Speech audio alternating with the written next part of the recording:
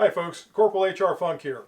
With a video that occurred to me earlier today is probably long overdue.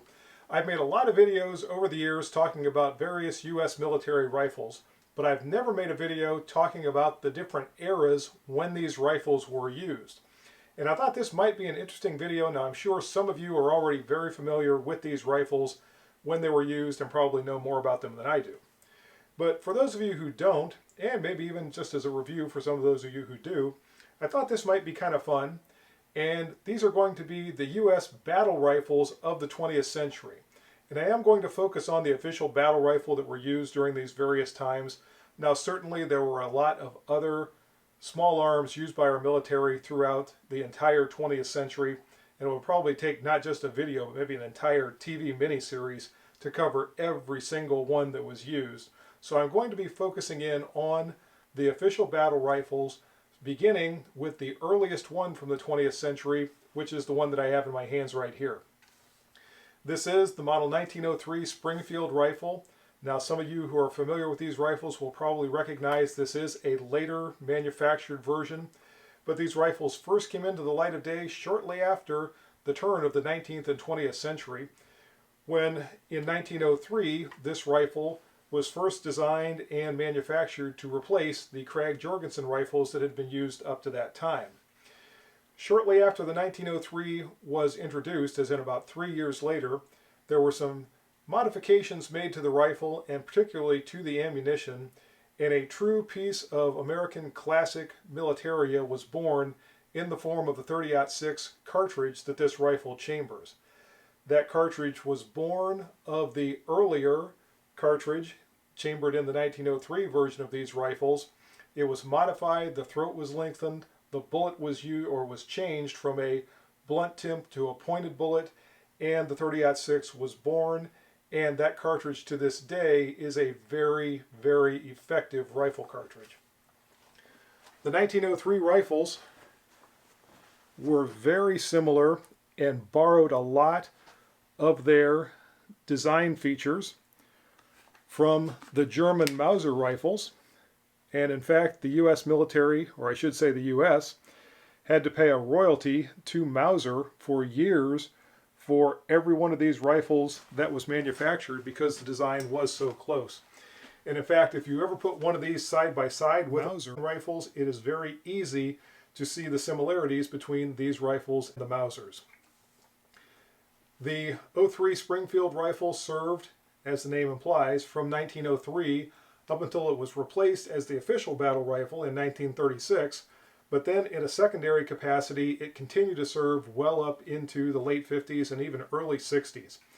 This rifle had an extremely long service life, and in fact it had the longest service life of any U.S. military rifle up until the time that the M16 was adopted in the 1960s. The model 1903 Springfield rifle was the second and final official U.S. battle rifle to be designed with a manually operated bolt action, and the reason for that is because in 1936 it was supplanted by the semi-automatic M1 battle rifle. Design work on the M1 goes all the way back to the 1920s, and it was truly innovative in its time.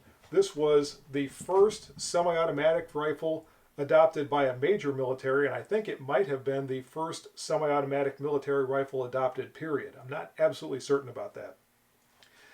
The M1 was a tremendous leap forward in terms of firepower that could be put down by troops. It feeds from an 8-round en-bloc clip that feeds from the top of the action. The clip is inserted, the action is closed, and then each time the trigger is pulled, the rifle fires, cycles, ejects, and then feeds a new cartridge into the chamber of the rifle. And again, that continues each and every time the trigger is pulled until the last round is fired, when the clip automatically ejects and the shooter then has to replace it with a new 8-round en-bloc clip. These rifles were very reliable, very rugged. They served our military from 1936 all the way up until 1957. So a service life there of 20 years as the official battle rifle. and I'm sure that they continued on for some period of time in a secondary capacity, much like the M14 Springfield rifle before it. These rifles served our troops through World War II and through the Korean conflict. Again, very innovative rifle for their time, and even to this day, this is a very classic design. These rifles are a lot of fun to shoot, and I very much enjoy shooting this one.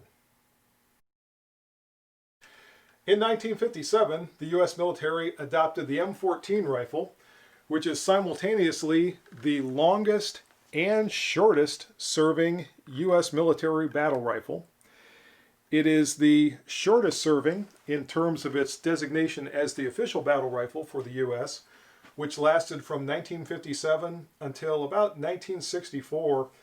But even so, the time that it was in use was even shorter than that, because it took several years to get these rifles into production and actually get them out into the hands of the troops.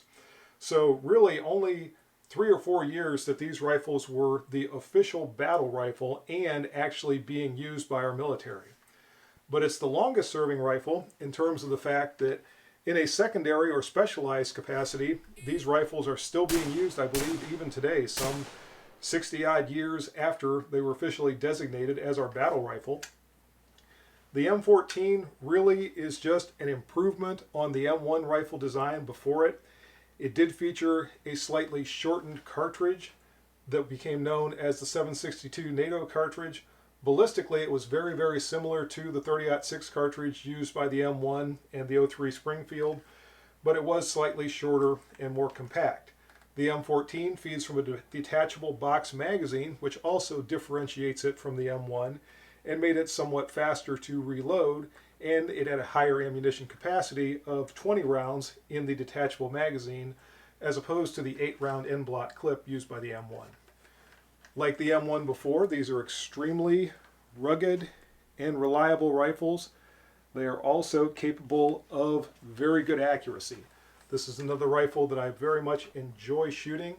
They're rifles that, if you like shooting rifles and you've never shot an M14 or you've never shot an M1, you really need to give these a try. They are tremendous, and as I said, still serving our U.S. military even today. In 1965, the M14 rifle was replaced by a rifle that prior to that was known as the Armalite AR-15, but in military parlance became known as the M16 rifle. The M16 has been improved over the years and modified and updated, and the version that I have here represents the A1 version of the M16, which was the version that was in use when I was in the Marine Corps. This is a civilian version manufactured by Fulton Armory, but it maintains all of the M16 features like the triangle handguards, the integral carry handle, the pistol grip with no finger groove, and of course this is not a select fire version, this is semi-automatic, but again, visually it very well represents the M16 that was in use when I was in the Marine Corps. Again, this same basic design, or at least the same basic action, still continues to serve our troops today as the official battle rifle, and the M16 did finish out the 20th century, so this completes our look at the official battle rifles of the 20th century. And that's going to do it for my quick look down memory lane at the official battle rifles of the 20th century. I hope you enjoyed the video. If you have any questions or comments, as always, make sure you forward those to me. Remember, if you order anything from Optics Planet, be sure to use my discount code, which is... And if you use that discount code, it's good for 5% off anything you purchase from Optics Planet. See you next time, folks. Until then, good shooting. Bye-bye.